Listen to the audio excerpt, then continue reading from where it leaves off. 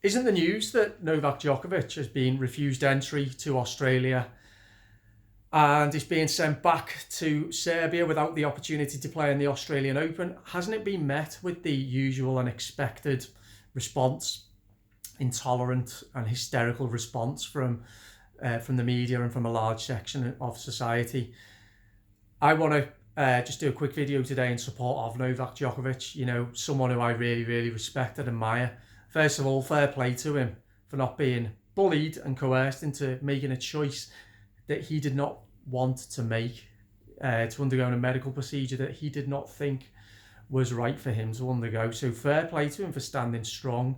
Yes, there's an argument as to whether an exemption was made by the Australian Open just on the basis of who he was. But put that to one side. He stood strong. He's not gone along with this. And he said, no, I'm doing this my way. And, you know, I'm going to make my own decision. But what I find ironic and hilarious is that a man who is at the peak of his powers, the pinnacle of the game, world number one, possibly the best ever player that's ever lived, a man who rightfully should have the chance to take the record number of Grand Slams because he's currently tied on 20 with Federer and Nadal.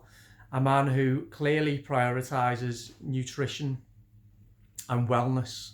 A man with superhuman levels of endurance and fitness. That man, Novak Djokovic, is looked at by many people as being unhealthy. And even more so, a threat to the health of other people. Doesn't that just sum up?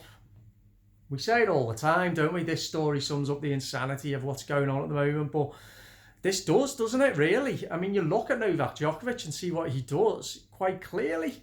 He is a very, very healthy and fit man. It's people like him that really should be the role models in society. Also comes across as a very intelligent and nice fella as well. I like Djokovic. Again, it demonstrates though, doesn't it, the pettiness and the malevolence and the spitefulness and the resentment that the, let's call them the authorities, particularly Australia, they seem to have the worst bunch of tyrants of all in Australia. I mean, the name Daniel Andrews springs to mind.